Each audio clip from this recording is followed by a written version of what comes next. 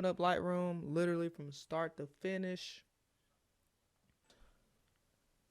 Okay, so from start to finish, you come in here. Let's forget about all these tabs and everything for now, but we're just gonna worry about importing a photo.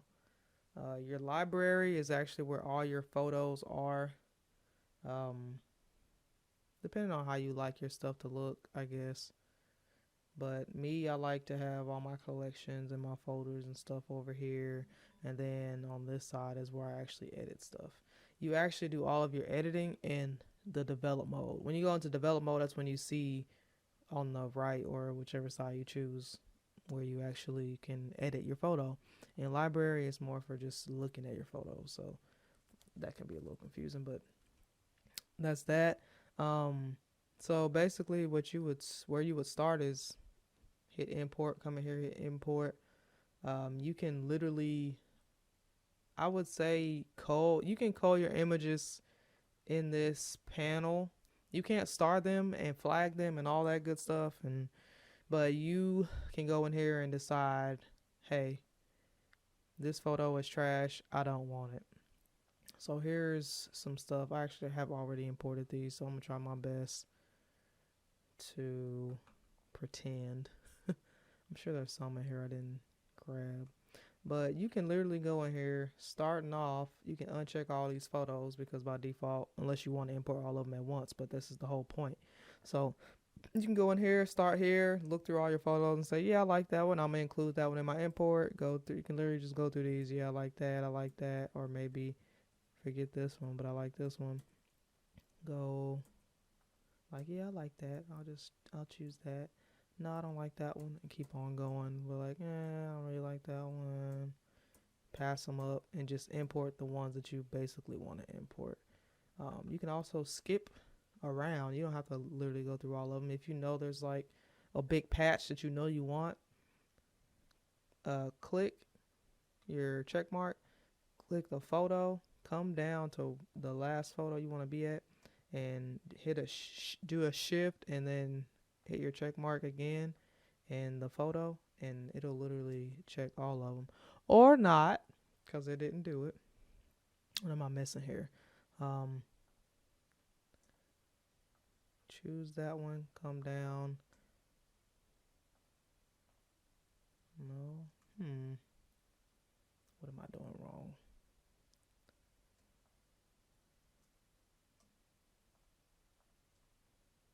Doing something wrong.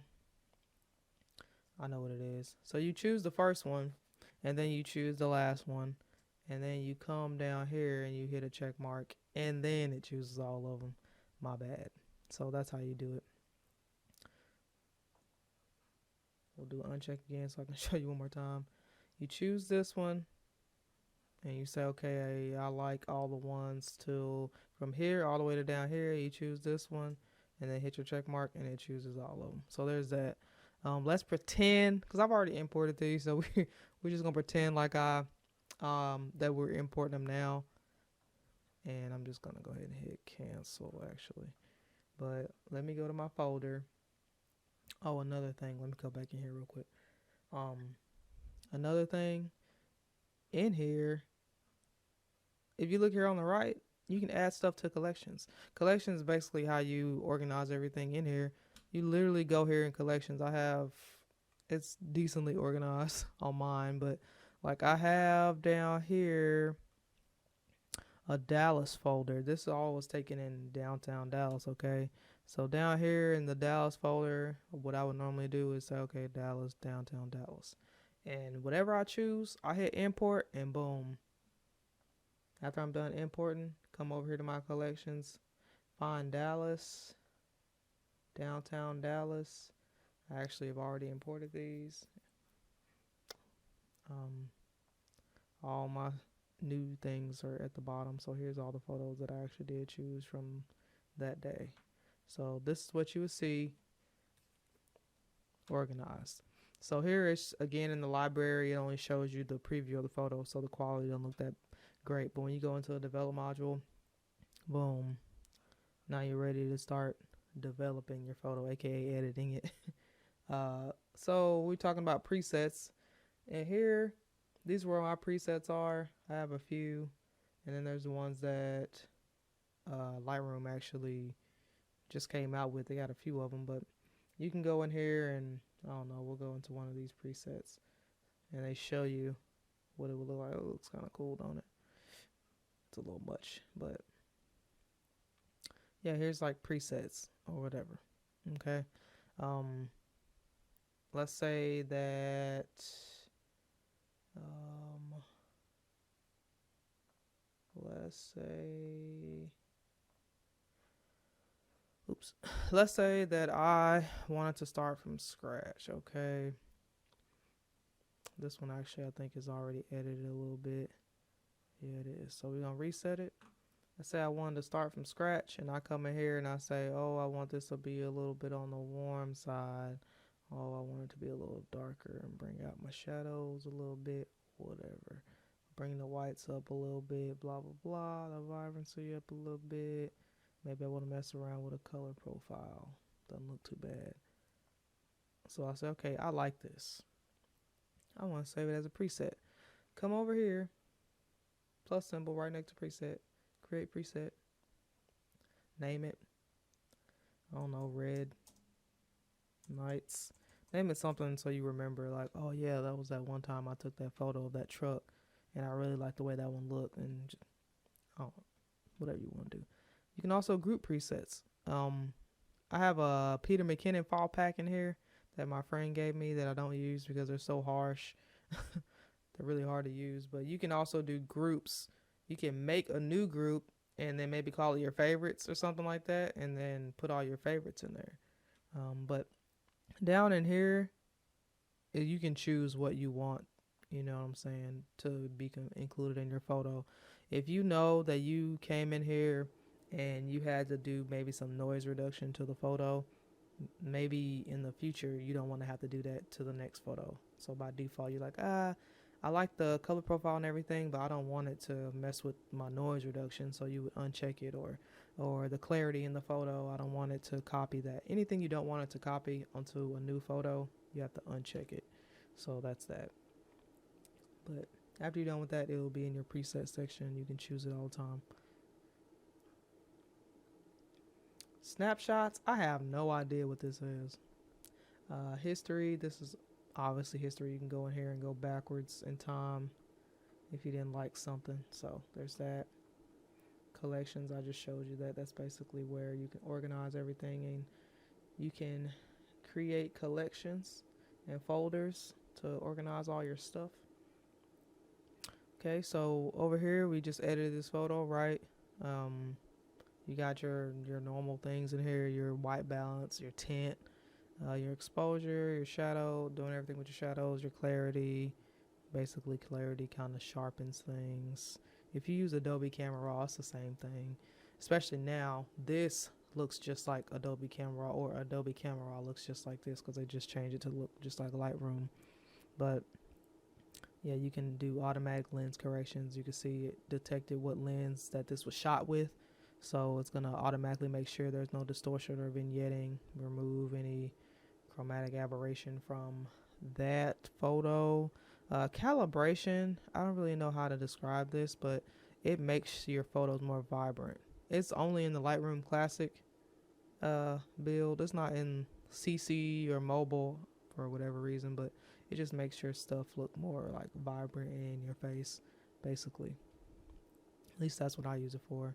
The HSL tab is your hue, saturation, luminance tab, and this photo has a lot of red in it. So let's say you wanted your red to be a little bit more on the orange side, you can go this way, or a little bit more on the in another spectrum of real purpley red color. That's hue. Saturation is just how bright you want it to be, or how, you know what I'm saying, you can desaturate it or make it really, really bright. Luminance is basically exposure. So maybe you want it to be a really bright red or really dark red. So another thing, let's pretend like this color right here, it looks like green, right? Like you can assume, okay, that's green. I want this to be a little bit darker. So you would come over here to luminance, find your green, and be like, okay, I want this to be a little bit darker. And I don't really see it messing with it, because I'm assuming that green is there because it looks like it's there. Right? It's not doing anything. So what I'm going to do is you can literally click on these right here. They're little adjustment dragging tools. So you don't have to do any guesswork. If I wanted to change the luminance of this, it'll basically figure out what color it is. So I click on it and look, it's actually yellow. It's not green. So you go like this and now you can darken that because that's what the actual color is. It's not fucking green. So that's what that does. You can also do that in curves, but we'll go over that. Color grading. Color grading is kind of the same, except with this, it's literally for your highlights, your shadows, and your midtones. So on here, like a highlight would be in this area. So if you said, oh, I want this to look a little bit more yellow in the highlights, it's going to mess with anything that's a highlight. Here. So if you start fucking with it and you're like, oh, I want it to be blue, it'll start going this way, making stuff look more blue. Oh, I want it to be more yellow. It'll start making it look more yellow. Shadows, like these little areas here. Oh, I want it to be more blue. It's going to take your shadows and make them look more blue or green or whatever color you want to choose there.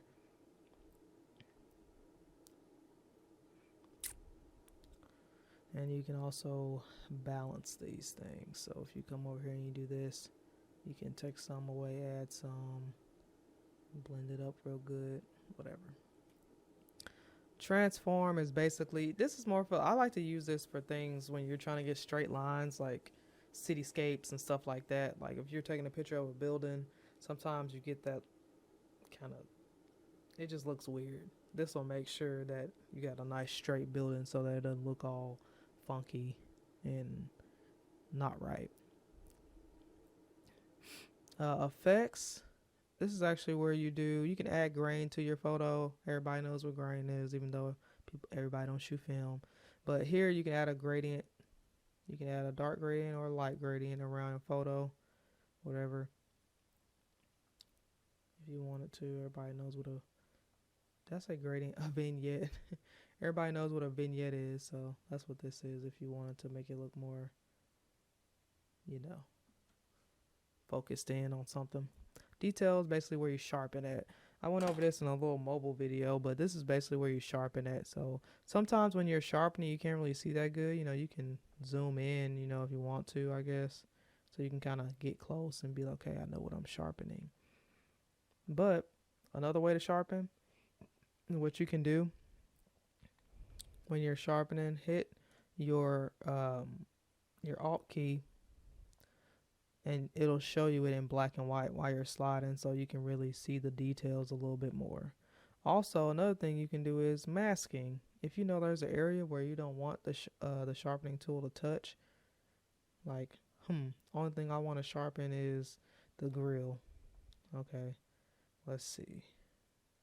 Or your outlines. It really just, you can change it to where, it touches mostly the outlines of things. So here, I just wanted to sharpen my grill, not so much the actual paint. So I come in here and I do that, and then I can zoom in and be like, okay, let me fine tune. I wouldn't normally go over 60, to be honest with you. Radius is kind of like, it just sharpens the edges. And you can see that same thing. If you hit down control, you can see what it's doing. It's going around the edges and making that sharp. Detail, same thing. I honestly don't see much of a difference when I mess with details. You can also do noise reduction in here.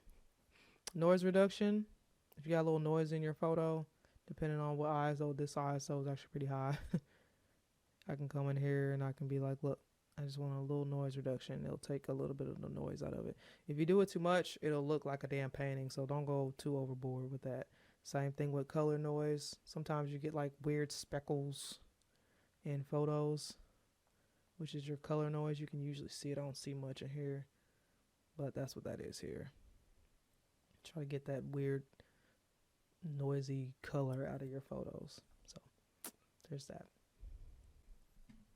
That's the majority of it in there. These, normal cropping tool. You can go in here and crop things. No, but you can have, I think now they have it where you can do presets. or different types of crops that you might like to do. You can also, this right here is very useful. Not so much for this, but if you have something that's like a cityscape or something like that, where it's like a building, something with some straight edges, you can use this. Like, let's pretend like this right here, right? I can use this to straighten my image, like saying, using this as like a focal point, saying, hey, this is straight in this image, so it needs to be straight. Go like this, and it's going to make sure that the photo is straight with the horizon, basically. You don't want your straight lines to be looking like this, so you can kind of use those straight lines as a guide to make sure your photo is not crooked. Yeah, I love that tool. But you can use this as like a freehand tool to straighten. If you lock this up, you can actually do this and then make sure that it's uniformed, or you can unlock it and do whatever the hell you want like that. So, crop and straighten tool. Spot removal, everybody knows what spot removal is. You can do heal or clone. Healing is more for like blemishes and stuff. Cloning is more for like getting actual things out of the photo. I don't really mess with cloning and healing in Lightroom that much because it honestly bogs down your system. Makes it real slow when you use it too much. This is one of the things in Lightroom that's not that great. I actually use that for Photoshop. If it's not excessive, I'll use it in here, but which is the majority of the time. But normally, if it's like some serious skin editing where somebody's paying me some money, then I'd rather do it in Photoshop. Photoshop really pays attention to the pixels and knows how to pick them better than Lightroom does. But that's what this is right here. You can feather it out to make sure that it's not like a really harsh clone or a harsh heel, so the edges are nice and feathered. So that's what that is. Red eye, no one really uses that unless you're like using a fucking crazy ass flash and creating that look in somebody's eye. It happens in pets though sometimes. Same thing with flash, but you basically just put this over their eye and just click on it and it'll take it out. Your gradient tool is actually used when you want to do a edit in a certain area. This goes for this gradient tool, this radial tool, and this brush tool. It's all the same stuff. The only difference is these are more uniformed, if you want to call it that way. The brush tool is more for like freehanding stuff. So this is like a gradient tool. I usually use this for landscapes, really. You know how when landscapes you have like your foreground that might be a little darker than your sky.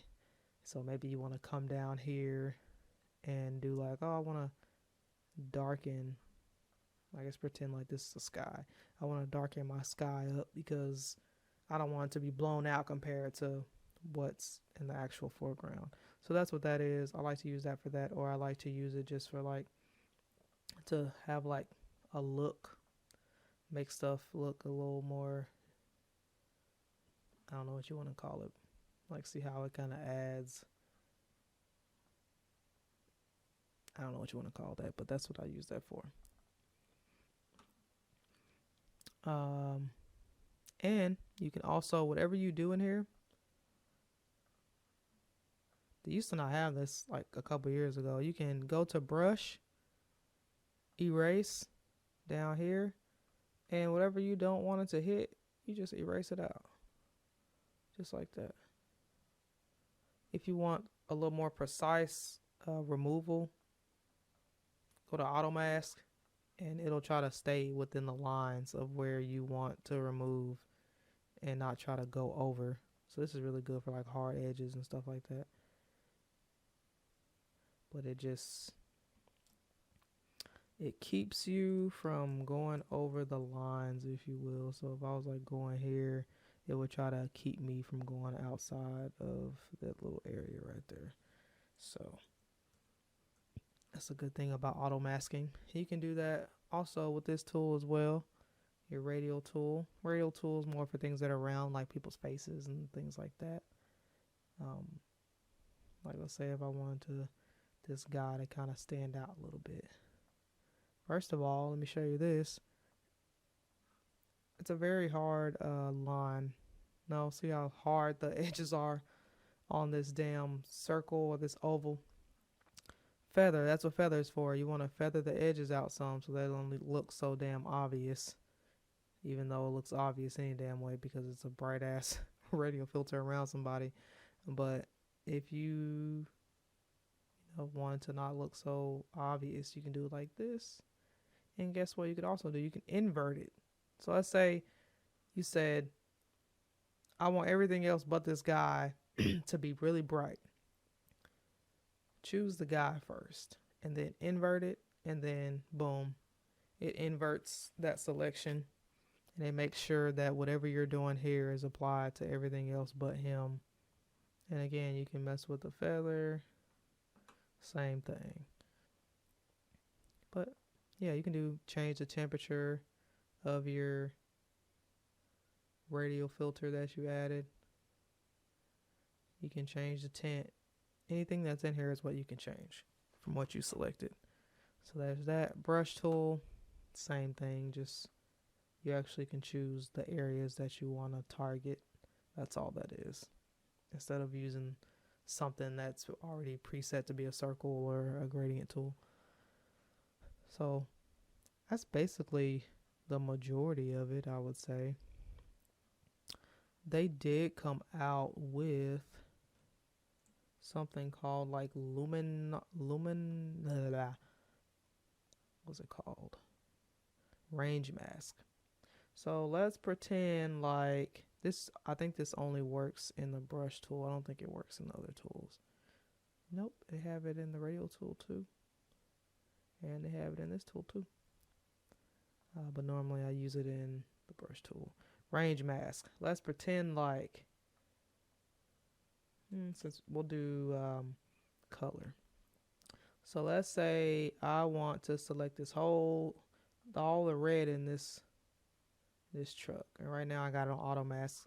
If you see what auto mask is doing, it's trying to keep me from going over the edges while I'm doing this. So that's what auto mask is. But let's say I just want to choose the red of the truck. I could hit my brush. I'm on my brush, right? Come down here, go to color, because that's what I'm targeting. And you can actually select the areas where you're going to be selecting. So like boom here, like so Lightroom knows where to sample from, and you can do try to remember how to do this. Shift click to add multiple samples. So you do a shift and click, and you can add like I think up to like 4 of these. It might be 5 actually, but you're basically sampling areas that you want Lightroom to realize, hey, this is the area that I want to change.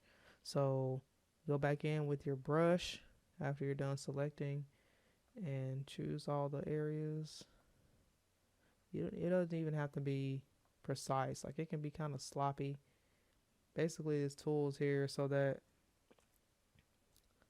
Lightroom can find the reds in this image and make sure that those are the only things that's going to be selected in this mask.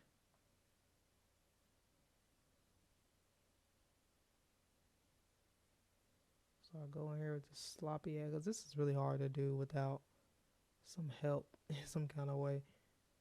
At least in here. It's probably easier in Photoshop, I'm sure. But there's that. Come down here. Once you're done having your little selection, it will literally fine tune the areas where it knows those colors are and fill it in for you. Let me do something a little more sloppy. Like I just want to make sure I get all of it right. All the red. Okay. No matter what. Come in here. It's going to dumb it down to the area that the red is in. So now you have a better, precise selection from Lightroom, basically. And then whenever you get ready to do stuff with the truck, I don't know, what do you want to do? You want it to be... What do you want to do? You want it to be more the exposure to be higher. Boom. Just in that little area. Or lower. I want it to be a dark red. Boom. So that's what that's for. Or that's what I use it for. Whenever I rarely fucking use it. There's also, you can create custom brushes in here, and that's where this is. So I'm on my brush tool right now. Let me go back and select it. Boom, brush tool. I'm in brush tool. They put them under effects. It's basically like a brush preset, if you will. But if you go under effects, you can save current setting as new preset. So you come in here and you come up with your own damn brush. I call this brush peeking from the edges. That's what I'm going to call it. But I come in here and I say, okay, this is the brush that I'm going to use in the future. I'm going to feather it out a little bit so it kind of looks, don't look too harsh, right? But this is the brush that I use for making it look like the sun's coming from the damn side of the damn frame or something. I don't know. And I want it to be warm as hell, and I want it to be bright as hell. Let me see what this looks like. This looks like, I want it to be warm. I don't know. And I'm just, that's what the fuck I called it, right? Okay.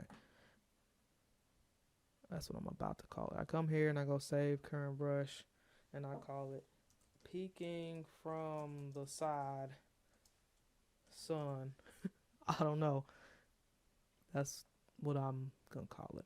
But now in the future, if I go to any other photo,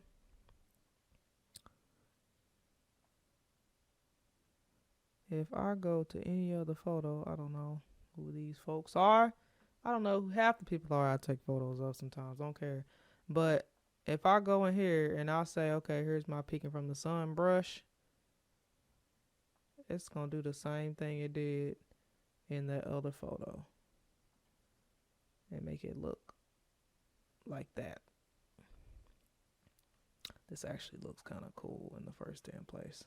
But yeah, it's just a brush that you made yourself. So there's that. And that's basically majority of this. No one really uses maps and book and slideshow. Maybe print. I don't know. You'd have to ask somebody who actually prints stuff out if they use that in Lightroom. But most of this stuff up here is just these two tabs. This is actually where it shows you your cloud storage. This is only $16 a month. I use it. You get a whole terabyte. I used to have the $10 one. It gives you like, I think, 200 gigs or 20 gigs, something like that. It is what it gives you by default. No, it's not 200. It definitely has to be 20 because I'm damn near to 200 right now. So I think they give you 20 gigs free and you get Lightroom and Photoshop. So and here you would sync your images and it'll be on the cloud, and you can download on your phone. Whatever you do in here is going to sync to the cloud. You can pull it up on your phone, your tablet, whatever. And you can edit everything that you edit in here in Photoshop too. And once you're done, it just comes right back in a Lightroom and it's saved in your catalog so that it's still organized. How would you do that? Right click on the photo, edit in Photoshop. Because that's the only thing that sucks about Photoshop. It doesn't have any organization. And there's no way to cull your stuff. Oh, I didn't show you that. I'll show you how to cull stuff too. Let's open up Photoshop. I'm like all over the place. It's kind of a bitch. But so it's going to open it up, that photo. And I'm not really going to do anything to this damn photo. I don't know. What are we going to do? What are we going to do? Something stupid. Brightness. Go in here, brighten the photo up. All right. That's what I came in here to do. Normally, I would come in here and do skin edits and stuff if you want to be realistic. Let's pretend like this is a photo where I'm editing some skin or something. I would come in here, edit the skin real quick, blah, blah, blah, blah, blah. Save the photo. Go back in the Lightroom and watch. It'll pop up in here next to that other photo. It saves them as TIFFs. So you'll have your raw file and you'll have your edited TIFF file that you did within Photoshop, basically. Um, and it should pull it up in here in a minute. We'll go over that whenever it pops in because it's being slow. My computer is being slow as shit right now for some reason. But it definitely saved it. Let's go over culling real quick. So let's go in here. This is actually there's different panels you can be in. Like this is like for just one photo. This is to see all your photos. So if you wanted to cull, you already did your culling when you imported, but maybe you still going through them because you don't want to give no one 50 photos you like. You only want to give them like 12. So let's pretend like this right here is all those photos. Actually, let me find an area that doesn't have that many photos in the first place. Like this one. What's this? One of the nerd meets. So these are the photos that I probably liked whenever I imported them, and there's probably some in here that I didn't want to share because I liked them, but I didn't like them like that. So you can come in here, like literally it's all right here.